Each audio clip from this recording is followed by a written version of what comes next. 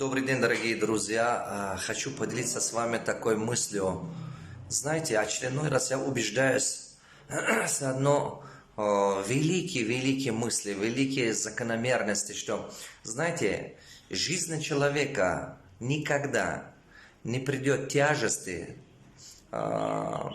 давления, трудности, если он сам не стал причиной тягости в жизнь для других людей. То есть, если вы свои поступки, в своих словах, в своих действиях принесете трудности, тяжести, и вы станете причиной тяжести жизни других людей, а потом, соответственно, жизнь по законам возмездия, как будто мерила, закон мерила, и полностью возвращает к вам все это. И в нашей жизни начинается вот эта трудность. Только самое интересное, что возвращается это все десятикратно больше, как законом фермерства. Пишите в комментариях, как вы об этом думаете.